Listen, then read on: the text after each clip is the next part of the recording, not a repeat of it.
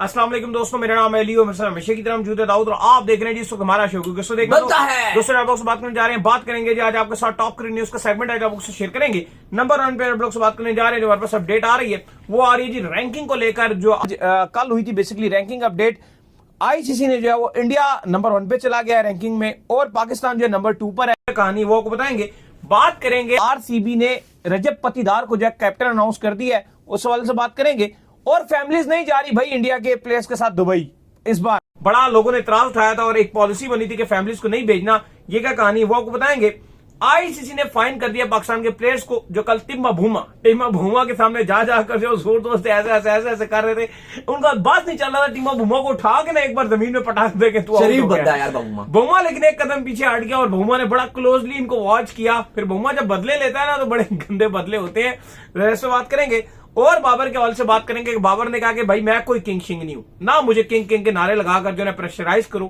ये क्या कहानी है वो भी आपको बताएंगे। तो अगर आप हमारे चैनल पर पहली बार आए चैनल को सब्सक्राइब करें और साथ बेल आइकन बजाना। तो बात का खास करते हैं नंबर 1 खबर के साथ जो हमारे पास आ रही है। तो इस वक्त जो नंबर 1 खबर आ रही है वो यही आ रही है कि आईसीसी की जो रैंकिंग्स आई हैं उसमें इंडिया नंबर 1 पे पहुंच गई। देखिए बिल्कुल कल एशिया की अगर आप बात करें तो बड़ी डोमिनेशन देखने को मिली है। कल पाकिस्तान ने जो बैटिंग किया है, बिलखसूस सलमान अली आगा की बैटिंग और रिजवान की बैटिंग, कल पाकिस्तान ने हाईएस्ट एवर पार्टनरशिप बनाई है। 250 ओडीआई में कभी भी किसी पाकिस्तानी बल्लेबाज का स्टैंड नहीं रहा था और ये 5th विकेट की पार्टनरशिप में कमाल करके दिखा दिया। बड़ा ही कमाल, बड़ा ही शानदार जीत और चैंपियंस ट्रॉफी से पहले जो मोमेंटम चाहिए था पाकिस्तान की बैटिंग को वो मिला। बिलखसूस क्योंकि प्रेशर बहुत ज्यादा बॉलिंग डाल रही थी, बॉलिंग अच्छा कर नहीं रही थी, 300 पड़वा रही थी, 350 कल भी खाया, बड़ा बुरा भी लगा। लेकिन उसके बाद जिस तरह से पाकिस्तान ने जीत ली, मजा आ गया भाई, दिल खुश हो गया, दिल गार्डन दिल लब्बे शीरी जैसा दिल हो गया। जिस तरह से पाकिस्तान को कल जीत मिली, बहुत ही मजेदार जीत मिली और उसके रिवॉर्ड में आईसीसी ने पाकिस्तान को एक दर्जे तरक्की भी मिली है। पाकिस्तान जो 3rd नंबर पे था आईसीसी ओडीआई रैंकिंग्स में, पहले पाकिस्तान ने ऑस्ट्रेलिया को हराया था इन ऑस्ट्रेलिया, फिर साउथ अफ्रीका से जीतने वाली पहली पाकिस्तान टीम बन गई, वहां पे बड़ी शानदार जीत मिली थी। जिम्बाब्वे को भी पाकिस्तान ने हराया था। आईसीसी रैंकिंग में पाकिस्तान वैसे ही जंप मार रहा था, लेकिन फाइनली अब पाकिस्तान नंबर 2 पर आ गया और चैंपियंस ट्रॉफी अगर पाकिस्तान कल न्यूजीलैंड को फिनाले में हरा देता है तो पाकिस्तान इस चैंपियंस ट्रॉफी में नंबर 2 की तरह ही जाएगा। अगर पाकिस्तान कल हार गया तो फिर ऑस्ट्रेलिया दोबारा नंबर 2 पर आ जाएगा, तो फिर पाकिस्तान को दोबारा नंबर 3 पे जाना पड़ेगा। लेकिन कल क्योंकि अली साहब इंडिया भी जीता है, इंग्लैंड को व्हाइट वॉश किया था, भारत स्टिल नंबर 1 पर बरजमान है। कल ऐसे बड़ा मजेदार चीज थी क्योंकि कल जो सबसे पहले जीत मिली वो श्रीलंका को मिली जीत। श्रीलंका ने ऑस्ट्रेलिया को बिल्कुल चारों खाने चित कर दिया और ऑस्ट्रेलिया बहुत कमजोर नजर आ रहा है बॉलिंग लाइनअप। फिर इंडिया आया, इंडिया ने इंग्लैंड को जो है चित कर दिया। फिर पाकिस्तान आया और पाकिस्तान ने जो है टीम बहुमा यानी कि बहुमा की जो टीम है उनको जो है उन्होंने पाकिस्तान ने चित कर दिया। तो तीनों के एशियन टीम जीत गई कल एशिया की ओवरऑल फतह। अच्छा, 1996 वर्ल्ड कप में ऐसा हुआ था। मतलब आप अगर 1996 से अगर आप हिसाब किताब लगाओ तो तकरीबन 30 साल के बाद, 30 इयर्स के बाद ऐसा हुआ तीनों टीम्स एक ही दिन जीती हो। 1996 के वर्ल्ड कप में अगर आपको याद हो तो उस टाइम पाकिस्तान ने न्यूजीलैंड को हराया था, भारत ने जिम्बाब्वे को हराया था और श्रीलंका ने कीनिया को हराया था। 1996 में पाकिस्तान ने न्यूजीलैंड को, भारत ने जिम्बाब्वे को और जो श्रीलंका थी उसने कीनिया को हराया था।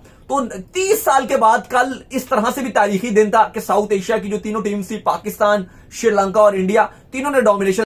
तो ये भी एक बड़ी मजेदार चीज थी। तो रैंकिंग भी अपडेट हुई है। इंडिया इस चैंपियंस ट्रॉफी में अब ऐसा नंबर 1 ही उतरेगा, ये बात कंफर्म है। पाकिस्तान नंबर 2 पे जाएगा या 3 पे जाएगा ये कल फिनाले डिसाइड करेगा, लेकिन मजा आ रहा है इस टाइम। इसके बाद जो अपडेट आ रही है वो आ रही है रजत पटीदार के हवाले से। तो रजत पटीदार को जो वो आरसीबी ने इस सीजन स्टार्ट होने से पहले अपना कप्तान जो अनाउंस कर दिया भाई। देखिए बहुत ही बड़ी खबर है एक रजत पटीदार, क्योंकि इस टीम में अगर आप बात करते हो तो बहुत बड़े बड़े नाम है। खबरें चल रही थी कि कोई बड़ा स्टार नहीं है, कप्तानी कौन करेगा, सब इस बात पे परेशान थे, सब परेशान थे कि इस टीम में कप्तानी कौन करेगा। एक बड़ा हाईलाइट ना बता, मैक्सवेल तो नहीं है, भुवनेश्वर कुमार है, लिविंगस्टन है और भी बड़े बड़े स्टार प्लेयर आपको नजर आएंगे। लेकिन इस बार यही था कि जी कप्तानी कौन करेगा, क्या विराट कोहली दोबारा कप्तानी करेंगे? लेकिन भाई नहीं, रजत पटीदार को दे दिया। बड़ी अजीब इनकी स्टोरी है। आरसीबी ने इनको 20 लाख रुपए में 2021 में साइन किया था, फिर 2022 था उसमें ये सोल्ड ही नहीं हुए, अनसोल्ड रह गए। फिर बात की जाए तो उसके बाद रिप्लेस कर दिया गया था, एक खिलाड़ी थे सिसोदिया, उनकी जगह आरसीबी में ये दोबारा टीम में आ गए थे। फिर उसके बाद इन्होंने अपनी शादी थी वो पोस्टपोन कर दी थी। फिर उसके बाद ये दोबारा आया और उन्होंने कमाल करके दिखा दिया और शानदार किस्म की परफॉर्मेंसेस दिखाई थी। और फिर उस सीजन में आउटस्टैंडिंग इन्होंने सेंचुरीज भी मारी थी, क्वालिफाई 2 में 50 भी इन्होंने स्कोर की थी, एलिमिनेटर में सेंचुरी भी मारी थी और बड़ी मजेदार और उनकी तारीखी जो है वो नॉक याद है हमें वहां पर। और अब आप देखो कि इस बार अब आरसीबी ने डिसाइड किया कि रजत पाटीदार को कप्तान बनाएगी। एक अच्छा डिसीजन तो आई डोंट नो कि ये है कि नहीं है, क्योंकि बड़ा नाम ये है नहीं, कप्तानी का एक्सपोजर इनको कितना है ये तो आई डोंट नो, और ये वक्त बताएगा कि आरसीबी में इतने प्रेशराइज सिचुएशन होती है, इतने बड़े बड़े कप्तान होंगे, बाकी अगर आप टीम्स देखोगे इतने बड़े बड़े नाम आपको नजर आ रहे होते हैं, प्रेशर बहुत ज्यादा होता है। अब ये किस तरह से वो प्रेशर लेंगे रजत पाटीदार ये तो वक्त बताएगा, लेकिन एक बहुत बोल्ड डिसीजन मैं इसको जरूर बोलूंगा, एक out of the box decision मैं इसको बोलूंगा कि एक यंग खिलाड़ी को जिसके पास इतना एक्सपीरियंस नहीं है उसको आरसीबी ने डिसाइड किया, क्योंकि विराट कोहली अब कप्तानी करने के लिए तैयार है नहीं, विराट कोहली अब इंटरेस्टेड है नहीं। शर्म आनी चाहिए मीडिया, इंडिया के मीडियन आउटलेट्स को जो फेक खबरें चलाते रहे बॉर्डर गावस्कर ट्रॉफी में मिस्टर फिक्सिट का नाम देकर कि विराट कोहली कप्तानी करना चाहते हैं, वे चाहते हैं कि रोहित शर्मा कप्तानी छोड़ दें और मैं कप्तानी ले लूं और मैं सब मसले हल कर दूंगा। टोटल फेक खबरें हैं। वो बंदा जिसने खुद टेस्ट क्रिकेट से कप्तानी छोड़ी, कप्तानी में कोई जब उनकी T20 ओडीआई की कप्तानी गई तो उस दिन उसने फैसला कर लिया था कि अब मैं कप्तानी नहीं करूंगा। वो बड़ा क्लियर था। रेड बॉल में इवन इंडिया जीत रहा था लगातार, इंडिया को विनिंग ट्रैक पे उसने लगाया था, पर उसने कहा मैं कप्तानी नहीं कर रहा। आरसीबी की कप्तानी उसने अपने हाथों से छोड़ दी, तो उसने कहा रजत पाटीदार तक को दे दो मैं कप्तानी नहीं करूंगा, फाफ डु प्लेसिस को दे दो मैं कप्तानी नहीं करूंगा।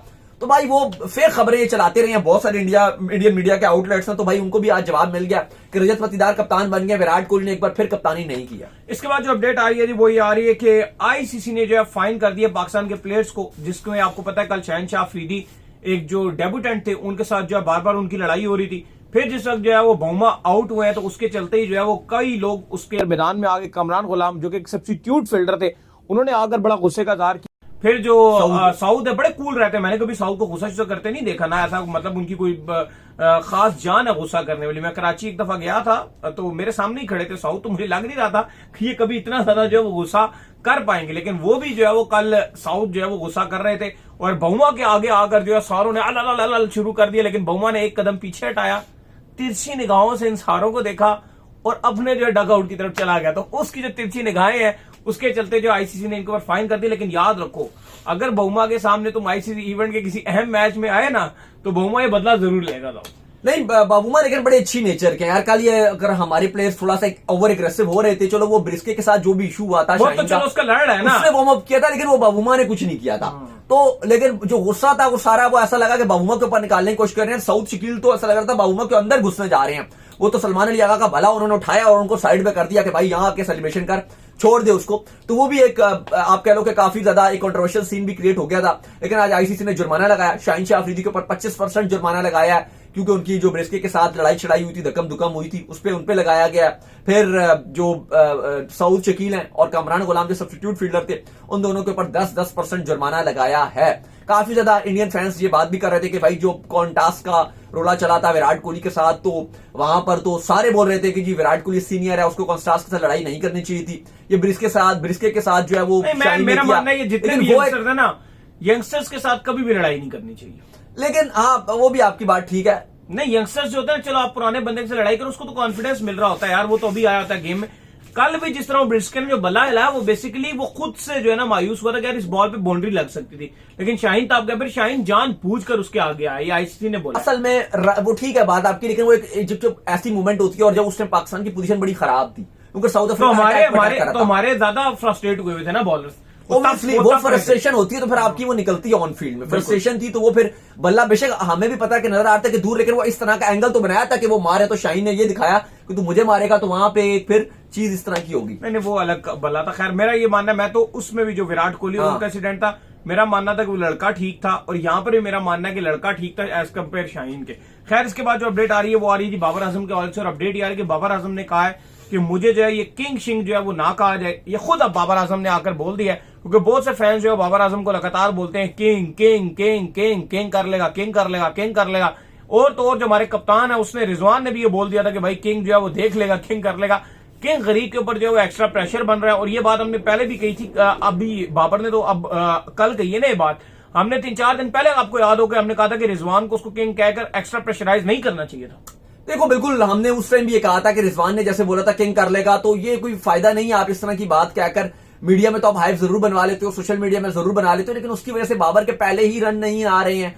ऑलरेडी इतना ज्यादा प्रेशर बने हुए हैं, रन्स बिल्कुल भी नहीं आ रहे, चैंपियंस ट्रॉफी सर पे खड़ी हुई है, ओपनिंग भी कर रहे हैं, लेकिन कोई फायदा नहीं हो रहा। रिजवान तो इवन ये कह रहे हैं कि भाई पूरी पाकिस्तान टीम में सबसे ज्यादा technical sound player Babar Azam है, इसलिए हमने उनको ओपनिंग भी करने के लिए भेज दिया कि भाई वो स्विंग को भी हैंडल कर लेंगे और रन्स भी बना लेंगे। लेकिन चीजें तो इसके बरक्स हैं। कल खैर बाबर आजम ने एक मैच्योरिटी का मुजाहरा किया और जिस तरह से उन्होंने मीडिया को कहा कि भाई आप मुझे किंग वगैरह मत कहिए, ये टैक्स मुझे मत दीजिए, जब एक बार मेरा कैरियर एंड हो जाएगा फिर आपने जो कहना हुआ मुझे आप कह दीजिएगा।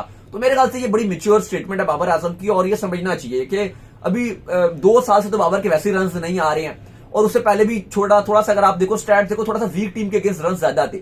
1-2 बड़ी इनिंग्स के मार्क्स रहे वो 2019 के वर्ल्ड कप में जो न्यूजीलैंड के अगेंस्ट खेले थे, उसके बाद कोई इतना अच्छा अगर आप मैचेस देखो बाबर आजम को उठाकर तो कोई बहुत ज्यादा आउटस्टैंडिंग नॉक्स उन्होंने नहीं खेली हैं। अगर रन्स भी आए हैं टॉप टीम्स के अगेंस्ट तो उनमें भी मेन प्लेयर अवेलेबल नहीं थे। लाइक अगर आप ऑस्ट्रेलिया टूर ऑफ पाकिस्तान जिसमें 3 ओडीआईज खेले थे उसमें ऑस्ट्रेलिया की मेन बॉलिंग नहीं खेल रही थी। फिर अगर आप बात करते हो साउथ अफ्रीका के अंदर जब बाबर ने रन बनाए तो उस टाइम साउथ अफ्रीका में कोई भी फास्ट बॉलर नहीं था, मेन रबाडा, नोकिया और ये जैनसन वगैरह, कॉटसे वगैरह कोई भी नहीं था। वो मगाला मुगुला थे, विलियम्स मगाला, वो उस तरह के बॉलर थे।